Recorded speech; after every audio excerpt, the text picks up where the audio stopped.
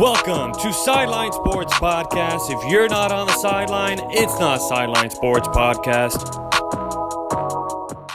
What's going on, everybody, and welcome to another episode of Sideline Sports Podcast. I am the host, Alex Naveja, where if you're not on the sideline, it's not Sideline Sports Podcast. If you guys like the content that we had last week with Justin Almeida and him committing to a Division II program in Colorado Mesa University, please hit the thumbs up. Comment down below what other content you guys want to see. Who do you guys want to see on the podcast? We're always willing to get anybody here on the show, and hit the subscribe button down below and the notification bell so you guys know when we're going to upload episodes. Follow us in all of our social media platforms on Twitter, Instagram, Facebook, and on TikTok. We're always putting the latest content out there. We're going to be putting up some trade deadline stuff. Next week, we'll also be talking about some trade deadline stuff, so don't sleep on it. But without further ado, on my left-hand side, making his first appearance here on Sideline Sports Podcast, and a little fun fact,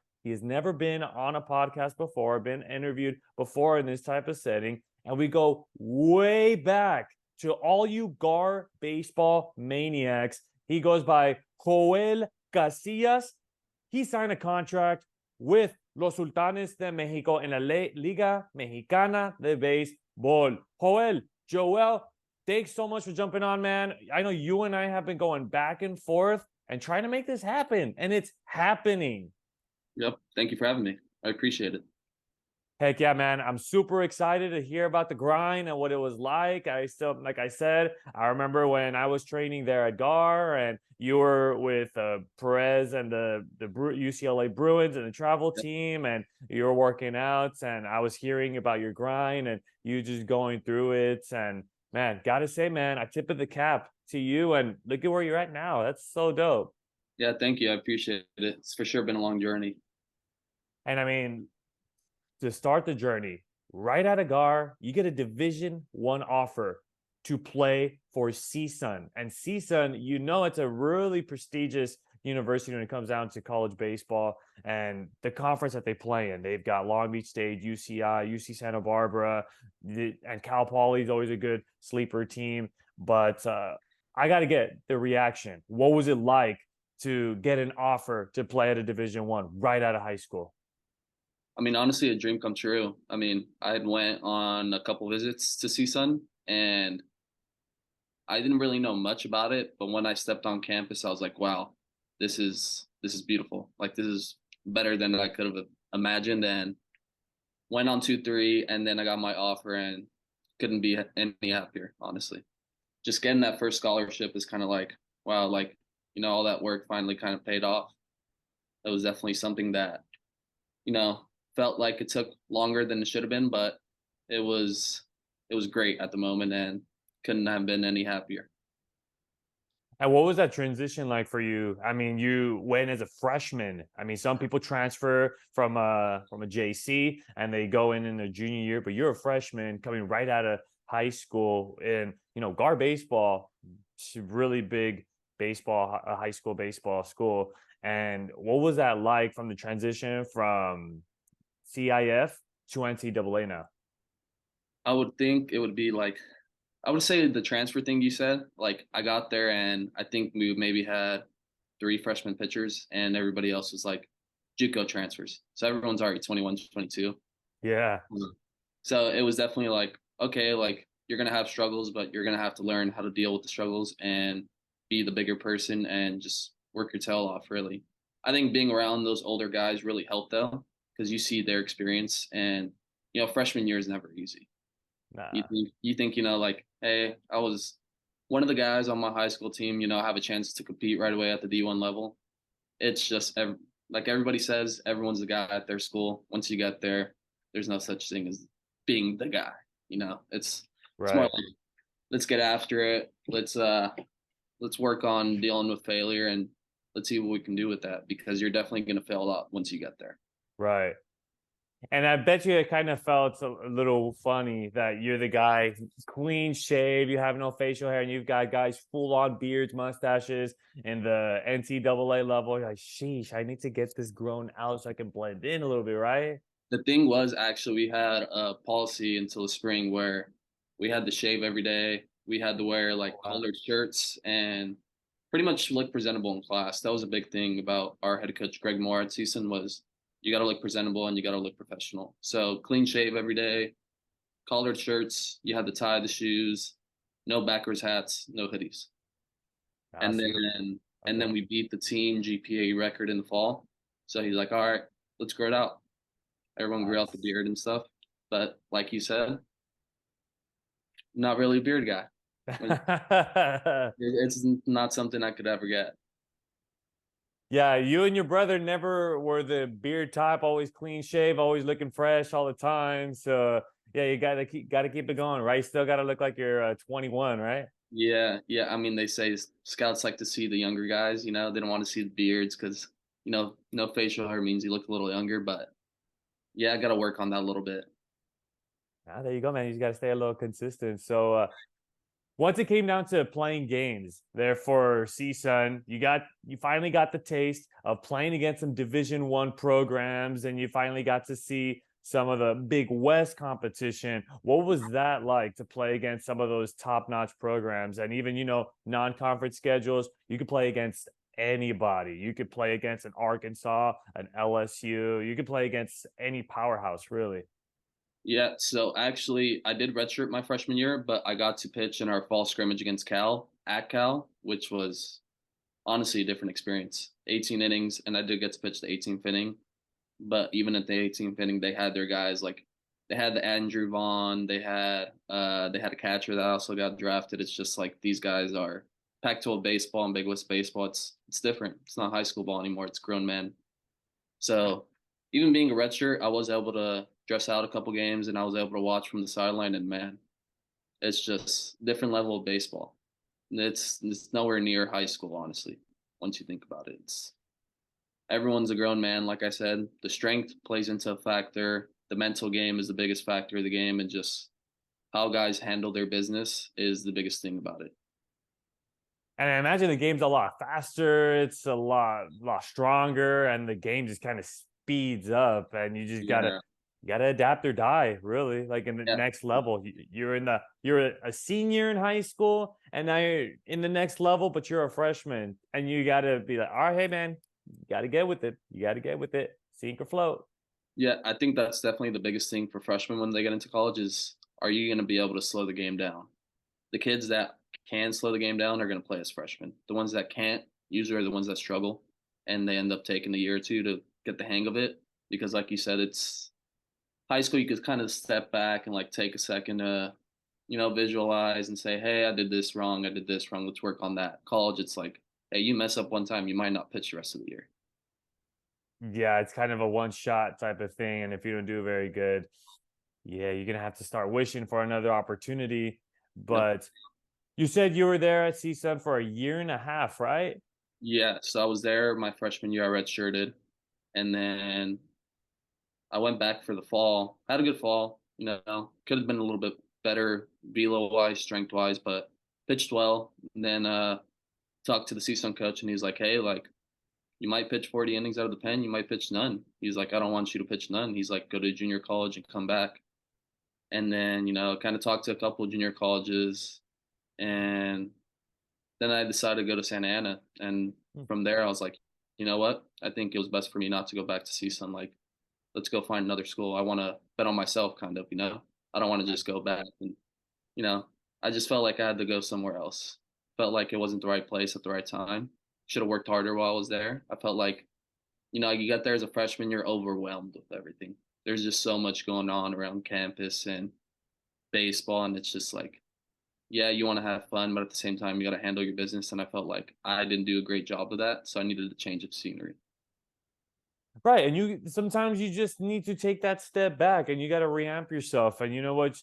Like last week's episode, minor setbacks lead up to big comebacks. So, yeah, you went to the JUCO level, but man, you were able to make yourself an even better pitcher. And it's going to be about getting innings, pitching innings. And the more innings that you get, the more adjustments you're going to be able to make on the mound, and you're just going to become better physically and even more mentally to give you the confidence to be pumping fastballs by guys, getting a little curva, to do a little dance right by them and all. So it's fine that you go to JUCO, but did you like the environment better there in SAC, or were you still, man, CSUN was still even doper? But To be honest, I love JUCO. I think it was the best time I've ever had in college baseball. It's just like, hey, you show up to practice, you do your thing. Like coach isn't really going to change how you play the game. It's like play the game hard, do your game of baseball, and we're going to win. Our mentality was we don't care how you prepare for the game, what you do before the game, what you do during the week. If we win baseball games, that's all that matters at the end of the day. And I felt like the biggest thing for me was confidence. Going into CSUN at first, I was pretty confident, pitched well, a couple outings that sent me back confidence wise. I was like, damn, like maybe I shouldn't be at this level. And then you go, I did have that good fall, and I went into Santa Ana with a lot of confidence, and I pitched well. I mean, I was one of our main starters that year, and I had around like 60 innings. So I think nice. confidence was the biggest thing for me. Always has been. Confidence is the biggest thing as a pitcher. If you don't have confidence, then you're going to struggle. That's for sure. You know how it is, man. The game of baseball, 90% mental, 10% physical. I mean, you have to have the confidence, whether you're a position player, whether you're a pitcher, whatever it may be. You gotta have that big head and know, like, man, I got this. Ain't nobody gonna rock me here. Like, I'm Yeah. gonna just get fastballs by guys all day, every day. So now I think a big question that a lot of people have too is, what is like the major difference between, I mean, JUCO and with like NCAA level as far as like training is concerned, or like what are some of the differences between the two? I mean, I know the level of competition is different, but is there anything that's like out of the ordinary different? I would just say the long days at a Division 1, because you're waking up. We had practice from anywhere from like 6 or 7 to 11 at season in the morning, and weights would be from 11 to 12, and then your first class is at 12:15. So you have probably 5 minutes to shower, change, and then boom, you're eating on the way to class. And I mean, Jeez. as a freshman, you have like 4 or 5 classes. So the biggest thing is like, how are you going to handle all those classes on top of baseball and weights? And then on top of all that, you had 8 hours of study hall during the week, which was mandatory. So Right. it was just a lot. And I would say JUCO was a lot more like, okay, like you show up to weights at 12:30 to 1:30. If you want to do your own program, you go ahead. If you want to just do a little bit, go ahead. Kind of like, hey, you want to work hard? You're doing it on your own. Like this is your career. Coach is going to force you. Like, you want to look out for your career? All right, you got it. So it was just like weights, practice and classes. You would have maybe like 2, 3 classes a week. It wasn't really. It's not every single day for 3, 4 hours. There was no study hall. It's more laid back, I say. Right. Okay, so yeah, you have to be on top of your own things. Like you just have to, you're your own manager, your own like physio to know like, hey, my arm's a little sore today. Like I got to take it back a notch, or like, hey, I got to go a little lighter on the weight room. So yeah, you're on top of yourself, right?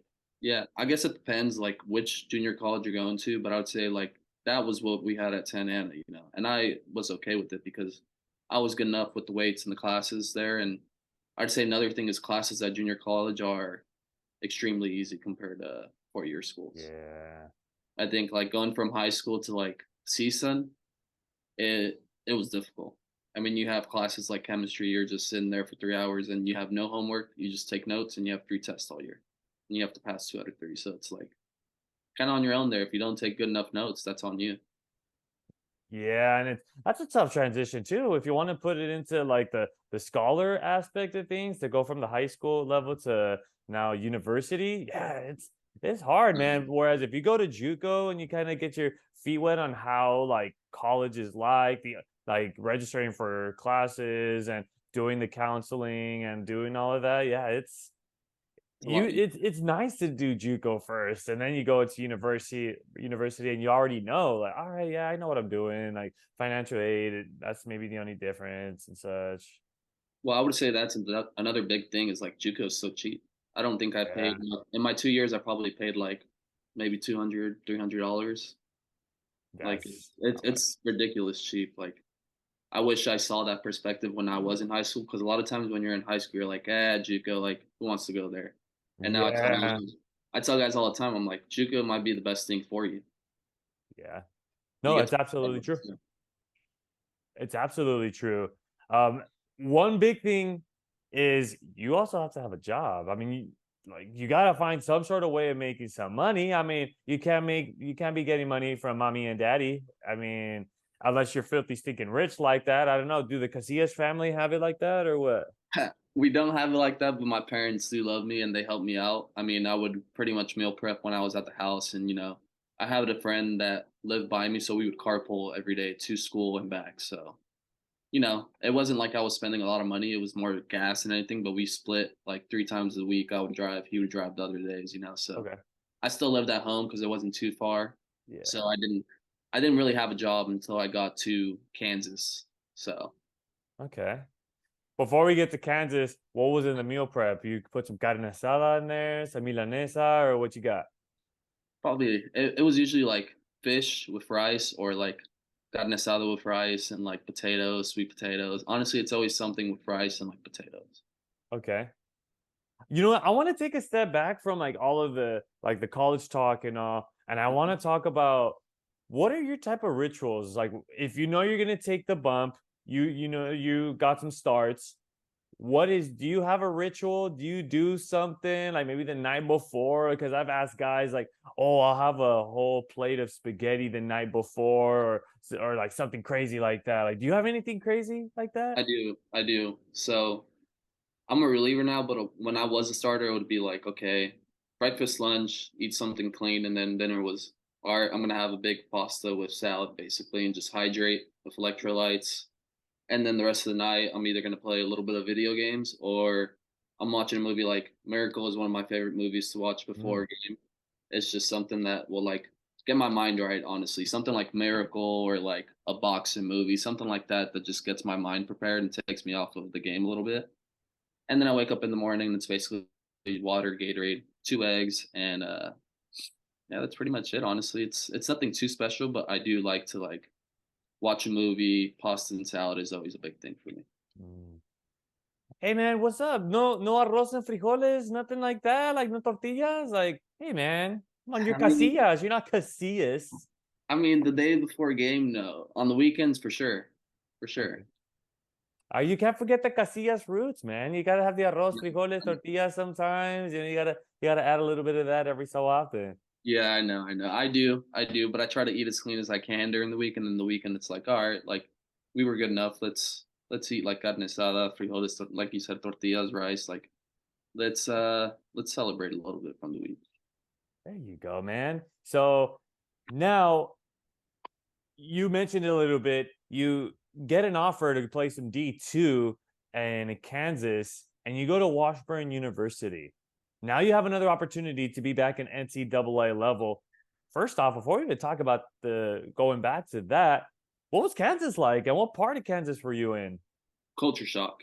It was a culture shock, and it was Topeka, Kansas, which is like an hour away from Kansas City. But I think the biggest culture shock for me was the weather. I mean, Really? it's snowing half the year. You basically practice indoors all the time. It's like, all right, let's wake up for weights in the morning. Oh yeah, there's snow on the ground. You got to clean your car. What? Yeah, yeah. The snow was a big thing. I think my first game there was in Colorado, and it's like freaking 30 degrees. No way. Yeah, you're freezing. Like I was on charts the first day because I started game two, and I'm like, I have gloves on, like 3 sweaters, beanie, whatever. I have everything on you could think of, and I'm shaking, like writing down everything. Like it was terrible. Because you're a SoCal kid, man. 60 degrees is super cold for you. And having to go half of that and having to adjust, I mean, come on. Like, that's Yeah, tough. yeah, it is. Playing baseball in the cold weather was like, wow. Like I'm so thankful to play in California. Like we have it so good here compared to Kansas. Yeah, you start to become thankful, like, dang, pitching in like 60-degree weather for Perez for those fall ball games or winter ball games must have felt really good. Oh, they were amazing compared to Kansas.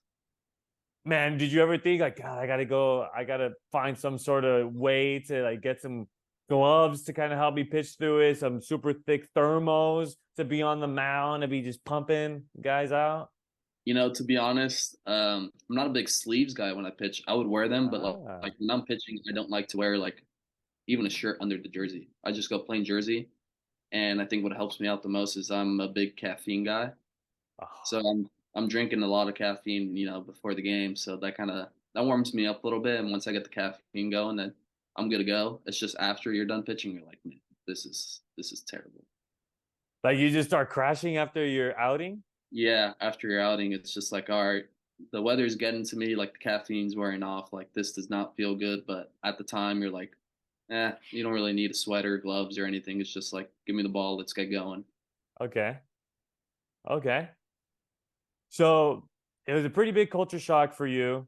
This is your third college that you're going to be attending. You get a second chance at Division II ball. And before we even jumped on, you talked about, hey, Division II ball is no joke there in Kansas. Man, I mean, the MIAA was our conference, and it was ridiculous. I think not this year, but the last year I was there, my senior year, we had 5 teams that went on to a regional.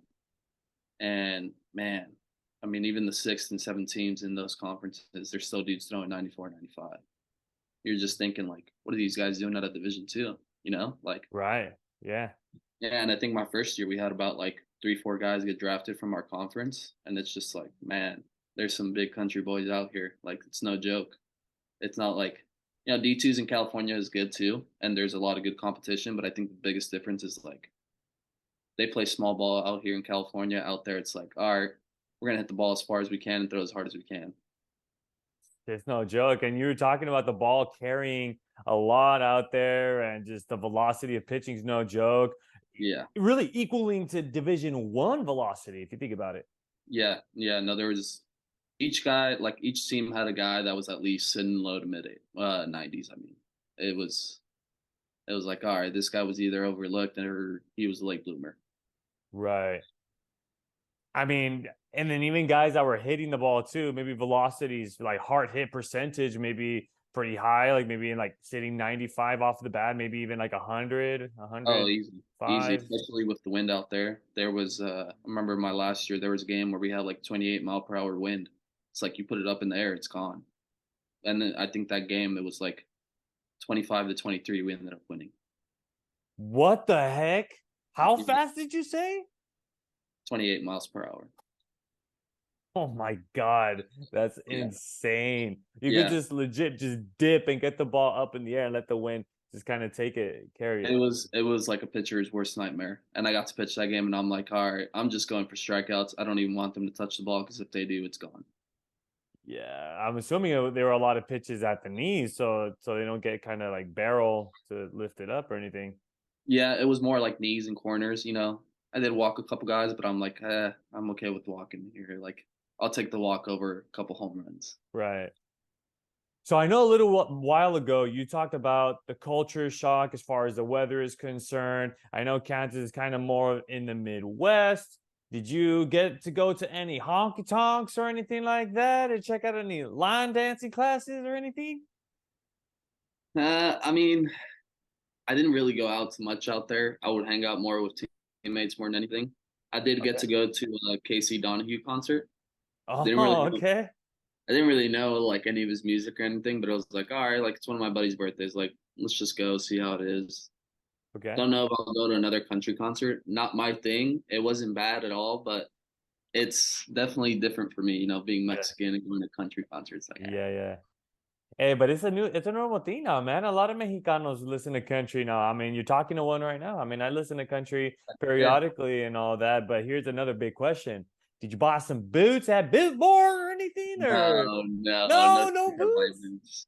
I didn't buy boots ever, Oh, but I did borrow my not that one time, but I borrowed my friend's boots for Halloween. I was a hunter for Halloween. I was very oh, okay. bored.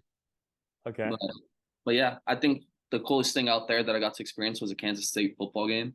Man, Oh, the okay. environment out there for football games is just it's not like UCLA or SC out here. It's you get out there at 8 a.m. and everyone's cooking and grilling and they're there all day.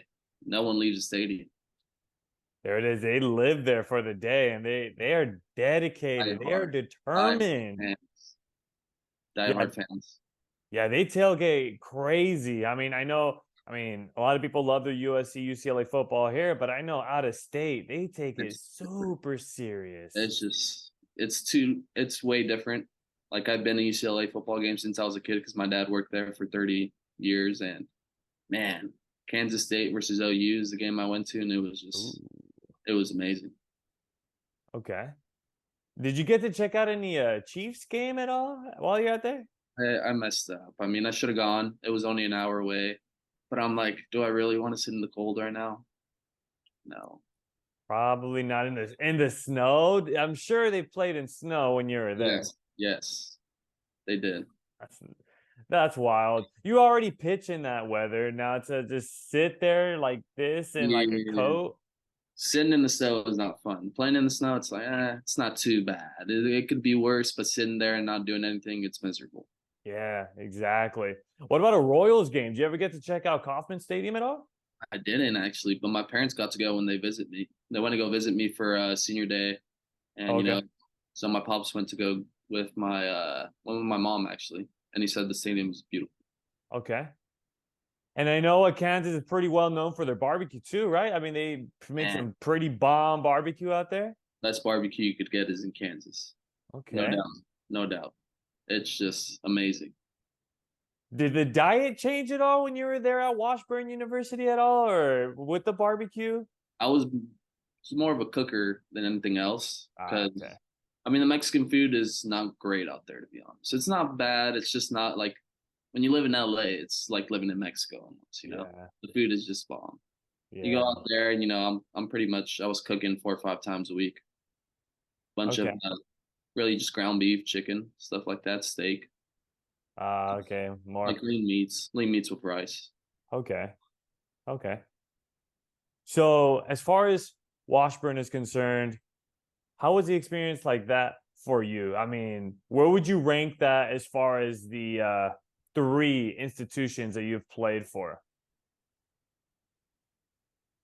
I mean, I think Santa Ana and Washburn were top. Those are top two, no doubt. Okay. I don't know if I could put it in order, one and two. I think they're kind of both equal because I went to Washburn with one of my best friends actually. We Okay. Who is we it? were, Rain Pfeiffer. He's from Texas, but we were roommates at CSUN, Okay. and we both went to JUCO route. And he had committed there, and I had an offer from a different school, but I was like, you know what? I'm gonna go live with him, go play ball with him for my last 2 years, and then I talked to the coaches and loved it. I Okay. could say it. JUCO was amazing, but at the same time, Washburn, man, it was different, but I loved it at the same time.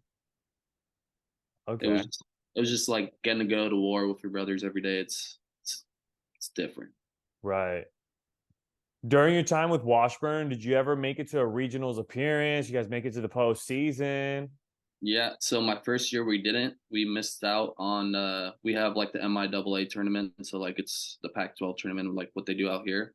Okay. So we did get eliminated, and that year I had gotten hurt too, so I didn't even get to pitch the last couple weeks. And then my second year we got fifth in the conference, and then we went to all the way to the championship game and the tournament, and we had it a couple innings away from winning the championship tournament. But it's just how it goes sometimes. But that got us into regional for the first time ever, I'm pretty sure, in history. So it was pretty dope, honestly. Like getting to be the first of your school's history is something you won't forget. That's pretty cool. I mean, you for your last year to have to leave memories and Yep. to have that experience, not everyone can say that they played in an NCAA regional because the environment is Oh, electric. And I I love imagine it. that the Kansans really enjoy their college baseball too. And I mean, I'm sure it was bumping when you guys were playing there with that crowd. Yeah, and I mean we got to travel. We went to Arkansas actually, is where our regional was. Ooh, nice. Arkansas Tech. I mean, they were the number 3 seed, and man, same thing. We had them. Should have won the first game. It is what it is. It's baseball, part of it. Second game, same thing. We were up, got walked off to end the season, but no matter how it ended or how it went in the regional, making a regional is making a regional. It's not something every team can do. It's hard. And no Right. matter what division it is, it's never easy. Yeah. I mean, yeah, it's tough. The game of baseball can either be really good to you or it's going to be really bad to you. She can be nice or she can be bad. She could be ruthless. But again, Yep. you're walking away with some great experiences, some great opportunities that you had there with Washburn. And, unfortunately, all good stories have to come to a close. But with that, things would get a whole lot better for you. You got a professional contract to go play pro ball in your home country. I mean, Los Mexicanos, Mexico is our home. You got a contract to play, not just for anybody, but para los Sultanes de Monterrey. How did that even come about? Like, how do you get a contract like that? It was definitely wasn't easy, to be honest, because I had to talk to other teams like Rieleros from Aguascalientes.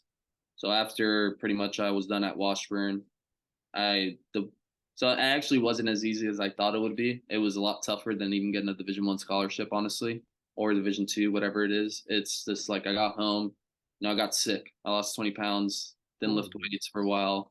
Arm was hurting. I had to get back in shape, put on weight, get my velo back, and man, it took me like 4 or 5 months just to get back up to 90. It was Wow. really a grind. So just to get back up and really throwing healthy it wasn't easy.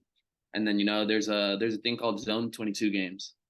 Mm-hmm. It's out there in Glendale. So they have like the guy that hosts it is a scout for the Cancun Tigres.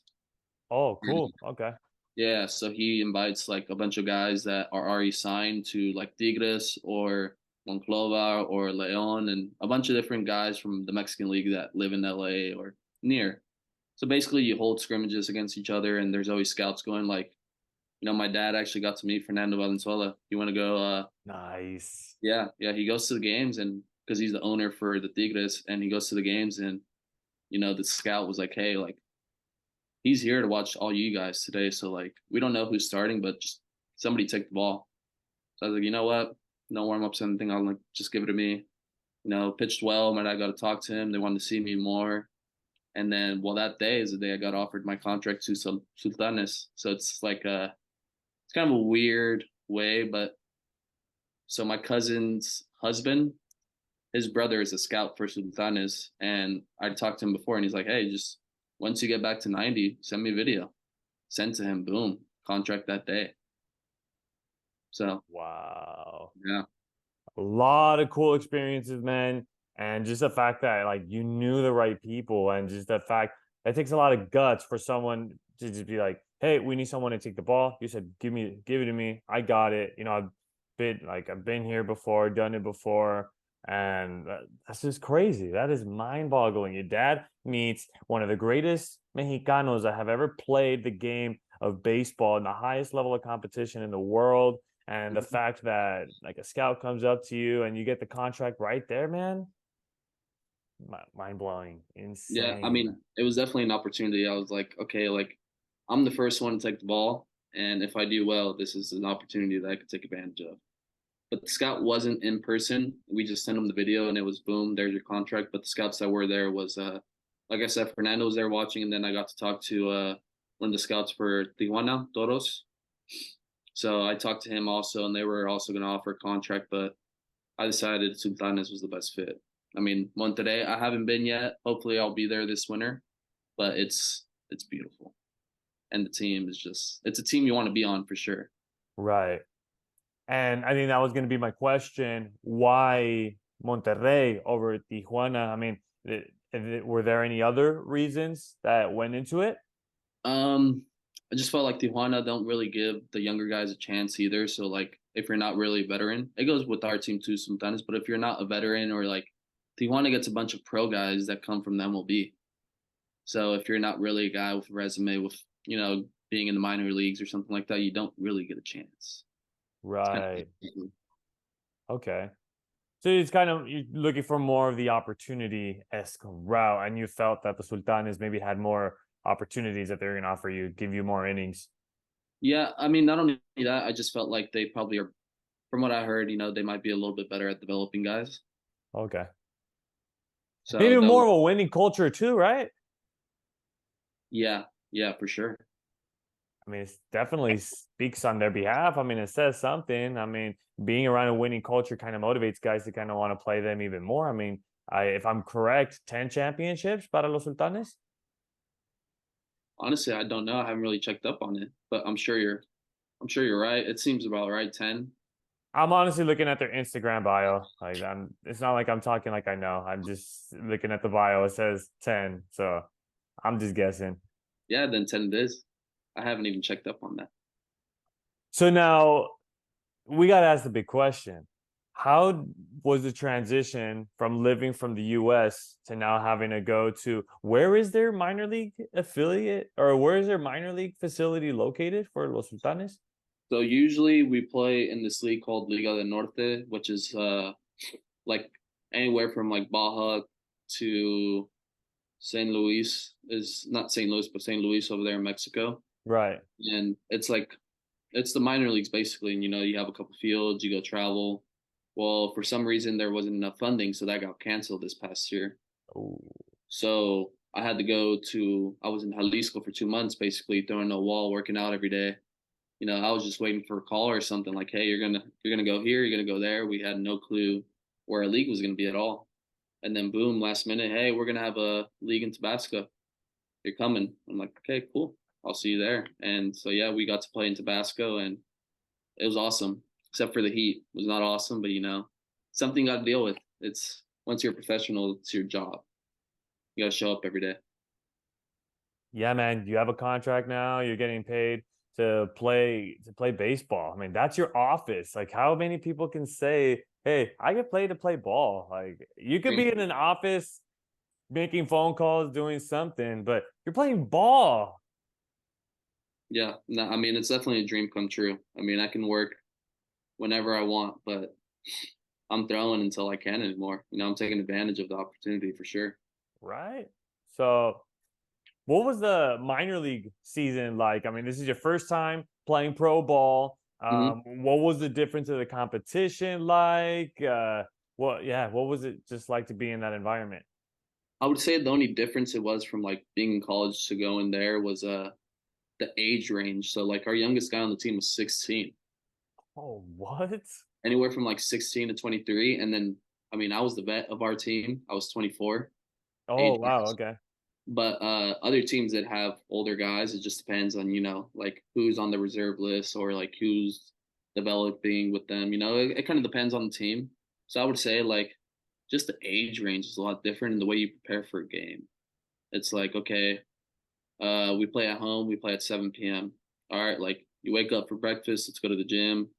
Come back, we get some lunch. You go to the field, boom, you go, you stretch, you play catch like a couple hours before the game. You get your conditioning done. It's like okay, okay, we got like an hour or two before the game. Like we kind of just hang out, which is a lot different because you don't really have that when you're in high school and college. It's like okay, BP, infield, outfield, let's get going. You don't have breaks.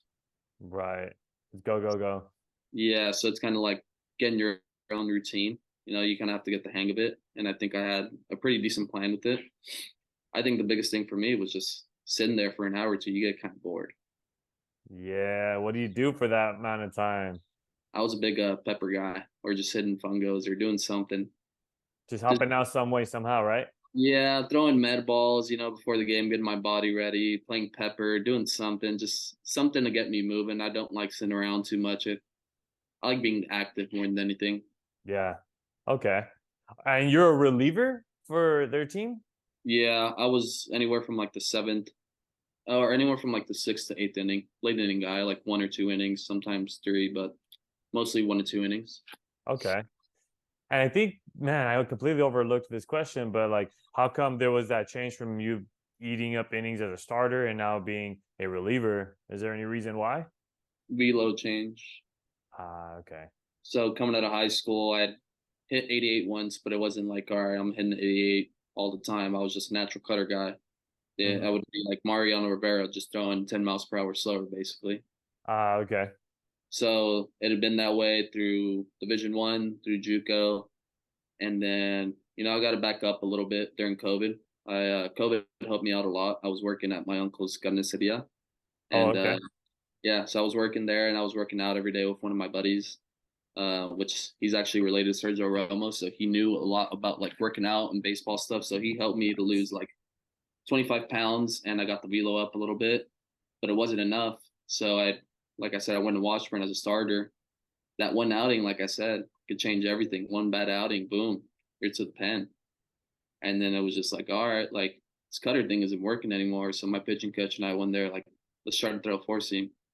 Well, I mean, that first game I threw a four seam 90. I was like, Nice.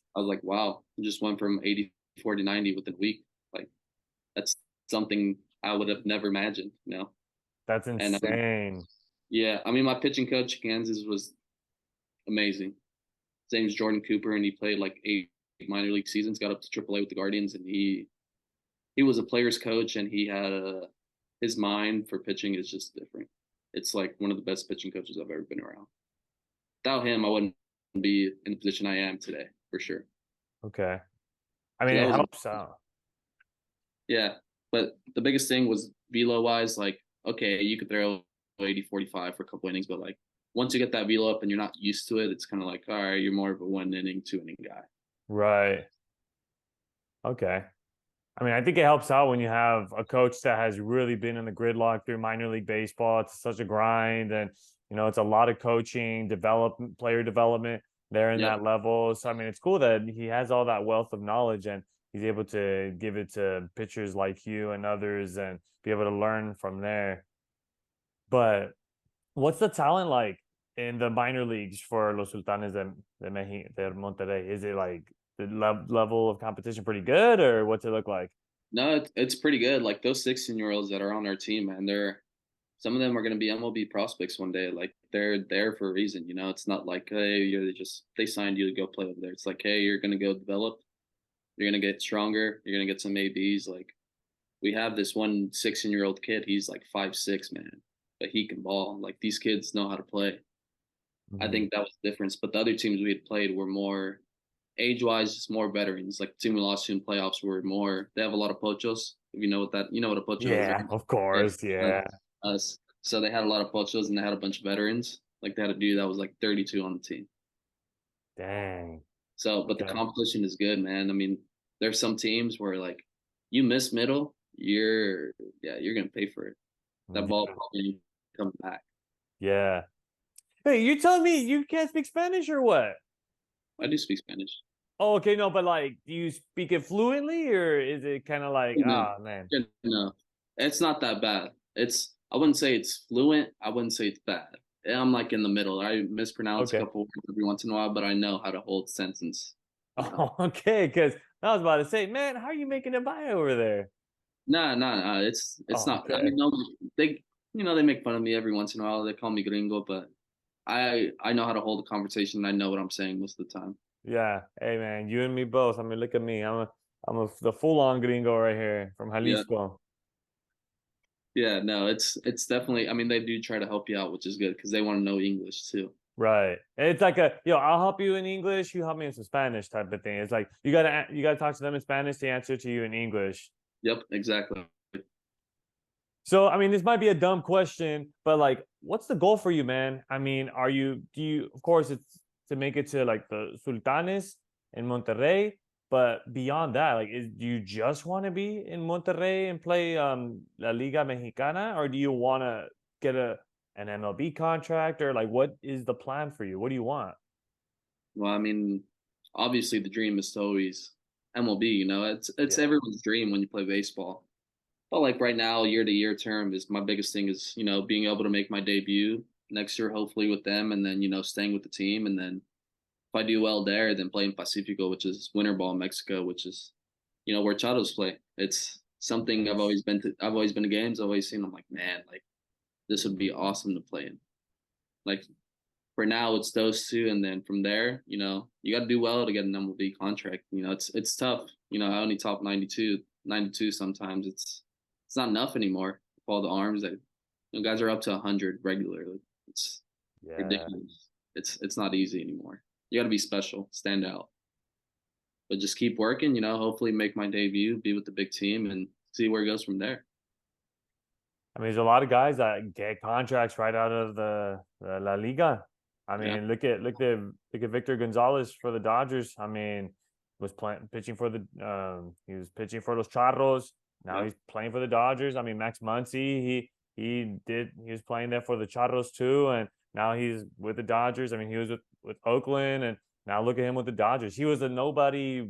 He wasn't really having anything going on when he was with Oakland, and look at that. The Dodgers give him a chance, and boom, you never know. Like a yeah, team takes a chance on you, and you end up becoming like the next best thing, or your name's just being tossed left and right in on a ESPN or MLB Network. So you just never know. yeah. No, for sure. You never know. I mean, opportunity comes, definitely going to take it no matter what. Do you have a team that you'd want to maybe like if you had a choice, like an MLB team to get signed by? Who's it gonna be? That's what I thought. I mean, come on. It's got to be the Dodgers. Heck yeah, man. I mean, they're Anyone but playing. the Giants, though. Just can't Hey. can't be the Giants. What if they were the only ones that offered you a deal? No, I'm joking. I mean, obviously, if they were like, "Hey, we'll offer you some money. Here you go." I mean, you can't say no to that. Nah, of course. Yeah, you can't. You just can't. I mean, orange and black. Can you imagine? I can't see the orange and black on you, man. No, no, I couldn't either. It'd kill my dad for sure. I think you'd probably be stabbing Alonso a little bit too. He'd be thinking, orange and black, really? Like you could have gone for something else. Yeah, exactly. So how long are you here for? What's going to be the plan moving forward? How long? Yeah, how long are you here for? So I mean, that's the thing. You really don't know. So we have like, it's not it's basically the minor leagues, but it's not at the same time in winter ball.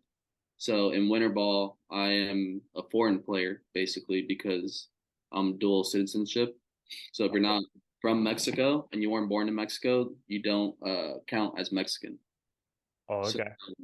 so if you don't, we had the draft like 3 weeks ago. If you don't come out in the draft, you have to get an invite. So I probably won't go to the Pacifico.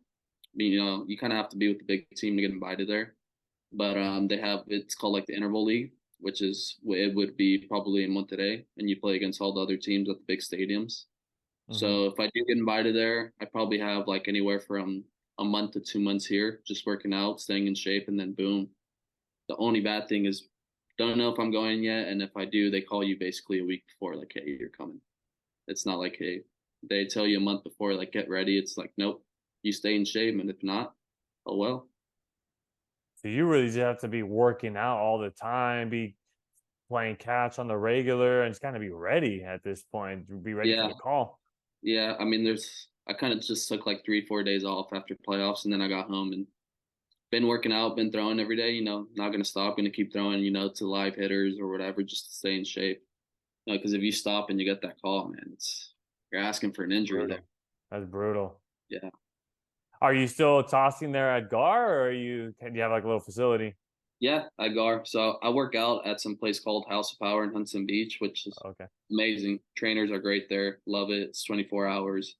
And then, I coach at gar when I'm not playing. So I go to gar to throw every day. Right now it's dead period, but when they're in school, I just grab a catcher and like, okay, let's throw. And then boom, I go one of the pitching coaches and I help out with a little bit of everything. So I kind of just go watch bullpens, talk to the guys, and then hit fungos or whatever it is Perez needs me to do.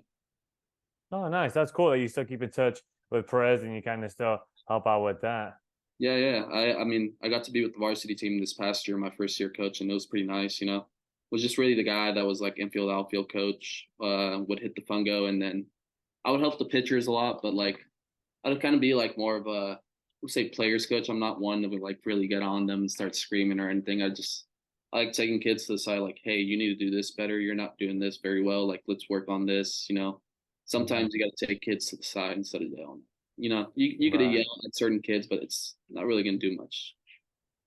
Yeah, you kind of have to choose your coaching style. I mean, there's some that are the screamers, the yellers right in front of everybody, and there's some that you just got to pull them aside, just kind of know, like, hey, man, yeah, you got to do better.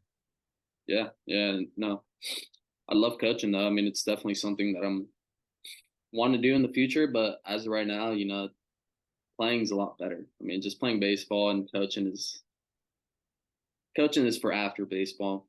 is something for sure. But if you get the chance to play pro, you better take it. Why not?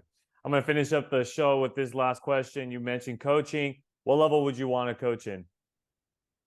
I mean, honestly, I would love to coach one day and be like what Prez is doing after he retires. If I could be like one of the main coaches at GAR, I'd love it because, I mean, like you said, I've been at GAR since I was like 8 to 10 years old. Like I know what it's like to win a championship there, you know, division wise and league wise, and like what it takes. Like all the knowledge I've gotten to this day, Perez has been one of the best baseball minds I've ever had, and he really teaches you a lot about like how to be a grown man and like play the game of baseball the right way. I think that's the biggest thing for me is like how he really like kind of raises the kids at the same time, not just playing, but like he teaches them what you got to do in the future and like, hey, this is what you got to do to be a grown man after high school. I think that's why high school would be fun for me. I think Division 1, you kind of get there pro, and like it's a little bit more on your own sometimes. Like guys are already developed. I'd rather help a younger guy and like teach them like, hey, this is what it takes. This is what you got to do. You know.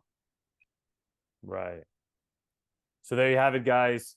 It's Joel Casillas who jumped on the show here today.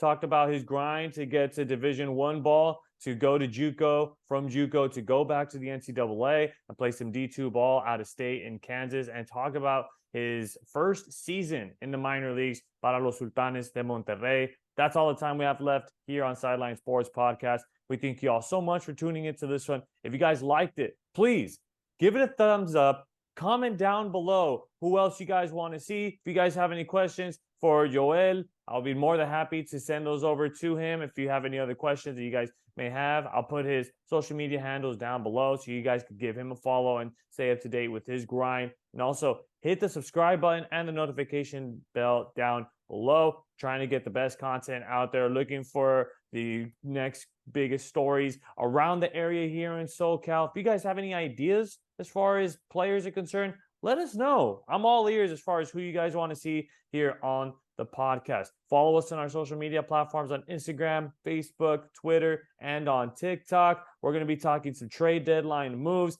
especially next week. Going to be putting up an episode, or I'm going to be putting up a video on TikTok. And once again, on my left-hand side, that was Joel Casillas, right-handed pitcher para los Sultanes de Monterrey from La Liga Mexicana. Again, Joel, thanks so much for stopping by, man. I mean, I really appreciate it. I had a great time listening to the story, man. And, man, keep up the grind, man. Keep up the grind. Thank you for having me. I appreciate it. It was a good time. Nice catching up with you. Always a pleasure.